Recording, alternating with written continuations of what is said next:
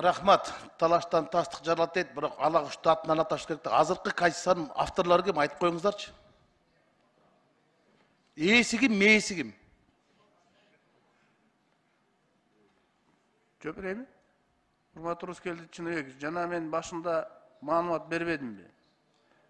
Жоқ, мен сізді маалыматыңыздың түшінген жоқпын. Мұнау документтерде бір дағы депутаттың қолы жоқ. Эми аппаратқа біз бәрін айттық эле. Берсеңер, аппарат барбы? Урматтуу коллегалар, таблода илим турат, таблодан карасаңыздар болот. Талант Турдумаматович, таблода бір дағы депутаттың фамилиясы. Кыргыз Республикасының жогорку депутаттар деп. Аппарат. Илим турабы? Илим турат, карап коюңуздар. Анда илинип турган документ, сопроводительный документ илинип турат. 1 мартта кириптир. Анан 1 мартта кирген документте Акматов алмас. Көрсөтүп коюңуздар. Ачып көрсөтүп койгула. Талант Турдумаматович, биринчи документте 65 депутаттың қолы тұрады. Анан айтып қойыңыздарчы, Акматов алмас. Кечели жер көрдік қой, ал қантып қол қойды? Өліп қалған кишиден қантып қол қойдыңдар? 1 мартта ал қантып қол қойды? Дүйнө салып кетті ғой. Қуанышбек Жумалиев түрмеде жатыр ғой, қантып қол қойды? Мына қарачы документ. Мына биринчи таблода, мониторда документ. Рыскелди Чыныбекович, сиз мына мен документ айтып атам. Юридикалык мындай жол жобосу бар өзүнүнчө. Демилге кылганда. Жоқ, 1 мартта кирип атат. Анда 65 депутат болот атат. 80 жоқ берди. 65 эмес, ошол турат ошол жерде илин. Мен санап атам. Талант Турдумаматович, карап койсоңуз. Аппаратыңызга саап чыгыңызчы. Аппарат көрсөтүп койгула. Документ биз мындайда капка шибеген салып алып келдиңер да. Референдум жөнүндө мыйзам деп турсуздар, баш мыйзамды киргизип атасыңар. Алдыбагыла. Бөрүбашевдин колу менен кирди мына. Инструкциясы менен кирди мына. Инструкция менен Конституция менен конструкциянын айырмасы бар. Конструкция бир эле киши, конструктор. Конституция 1000 киши болот атат. Анан Бөрүбашев менен киргизип, жогорку кеңешке комитеттен чыкканда бир дагы депутаттын фамилиясы жок кирди. 80 депутаттын фамилиясы жок. Мурдагы демилгелеген 80 депутат демилгелеген мыйзам башка, азыркы кирген мыйзам башка болот атат. Ошон үчүн бирөөдүн унчу калбай турат. Мына Талант Турдумаматович, сиздин өзүңүздүн 20-ноябрда жарлыгыңызды окуп коюңуз.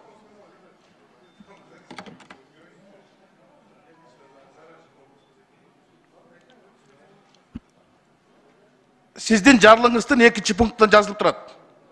Кыргыз Республикасынын Конституциясы жөнүндө Кыргыз Республикасынын мыйзам долбоору деп. А бул жакка кирип аткан кайсы? Референдумдун жайында жөнүндө. Аталыш эки башка. Демек, эртең могу депутаттар секирет. Мен ал мыйзамга кол койгон эмесмин, а мен колум көргөзчү депчи. Өтпөйт бул. Анан жөн эле ушул жерде жанагы Докем айткандай, көтөн зордукка сала бербегиле да, өкүм зордукка да. Оюңузду бүтүрүп алыңыз 10 секунд. Элдин талабы атпайсыңар. Элдин талабы жок, элдин аттан бир кайрылууду киргизгилечи кана көрөйүн. Элдин талабы курултай болчу, курултайды киргизген жоксуңар. Элди дагы кидайт эттиңер. Чын-чынына келгенде. Бизди дагы кидайт этип атасыңар. Айла жоктон мен дагы жооп беришке туура келип атат. Мен негизи депутаттардын айткан сөзүнө комментарий бербешим керек, жана жооп бербешим керек. Бул жерде жанакы баяндамачылар отурат, бирок кээ бир нерселерге аргасыз түшүндүрмө берип койгого туура келип атат. Рыскелди Чыныбекович, мен указ менен президенттин милдетин аткаруучу катары Конституциялык кеңешме түзгөнбүз. Туура. Ушул жерде бул жер аянтча болду. Ушул жерге депутаттар да катышты. Ар кандай комустун өкүлдөрү катышты. Илимий чөрүлдөн катышты келип. Ар бир органдардан келип катышты. Мына ушул жөнүндө сөз болуп атат. Эми алар албетте демилгени 80ден ашык депутат демилге кылып атат. Бирок аларга ошол Конституциялык кеңешме аны өзгөртүүлөрдү, толуктоолорду киргизип атат да. Анан кайра жогорку кеңешке алып келип атат. Биз болгон мыйзам менен референдум дайындоо жөнүндө мыйзамды гана карап атабыз. Жана Конституциялык кеңешме иштеп чыккан Конституцияны тиркеме катары тиркеп, жалпы референдумга алып чыгып атабыз. Ошондо чаташтырбасаңыздар. Рахмат. Кийинки сөз Кыдыралиев Үмүталы Токторовичке берилет.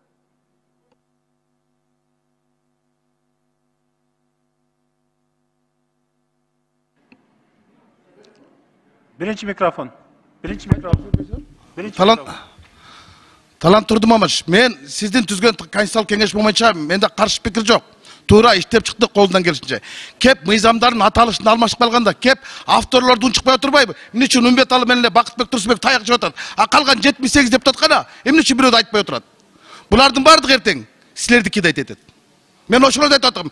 Чогуу түштүңөрбү? 80 депутат бияка чыгып айткыла мына биз авторбуз деп. Алгыла моюнуңарды. Эл алдында жоопкерчиликти албайсыңар. Анан конституциялык кеңешпе шылтып атасыңар. Конституциялык кеңешпе парламентке шылтып атат. Баш аламан болуп атат. Ээси керек, мээси керек да. Эл бирдекени билиш керек да өзүнүн уулдарын, кыйындарын. Ошондон атам. Атак бардыгы конституциялык кеңешмеге мен каршы пикирим жок. Бузуп туруп кабыл алып атабыз. Баш мыйзамда көргөзүлгөн эмес. Биз өзгөртүүдү киргизе алабыз, жаңы мыйзамды киргизе албайбыз. Вот здесь ошибка. Рахмат. Кийинки сөз Кыдыралиев Үмүталы Токтаралыевичке берилет. Рахмат. Мен эми суроо бербей эле колуман келишинче кичине жооп берип коеюн. Урматтуу кесиптештер, мындай да. Биринчиден жанагы силер айтып аткан жаңы конституцияны кантип кабыл алыш керек? Эч бир документтерде, мыйзамдарда жазылган жок. Бул бир. Экинчиден мына ссылка кылайлы Конституциянын 114-чү 2010 жылкы Конституциянын 114-чү беренесинечи. Бу жерде толуктоо өзгөрүүлөр боюнча эле жазылып турат да.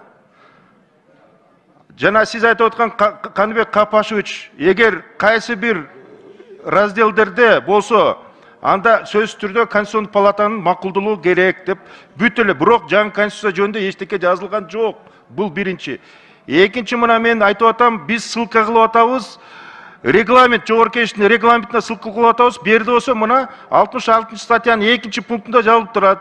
При обсуждении проектов закона о назначении референдума не допускается внесение изменений в текст проекта закона о внесении изменений в Конституцию деп атабыз. Мына көрдүңүзбү? Логика, первоочередность да. Эгер конституцияны кантип кабыл алышты жазылбаса, биякта мына регламентте жазылып турат. Немеде кандай кабыл алышты? Ошо жол менен баратабыз. Мына үчүнчүсүндө болсо дагы бир мыйзам, бул конституционный мыйзам бар, бул референдум боюнча. Биз деген азыр датасын коюшубуз керек. Кандай формада болот? Дагы мына механизмдери жазылып турат. Процедуралар. Башка эчтеке жок. Бирок бийликтин ээси эл. Эл жаңы конституцияны талап кылды.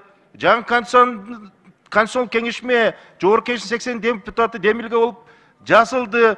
Силер айтып аткан орфографический, грамматический, лингвистический ошибкалар бар. Аны биз билебиз.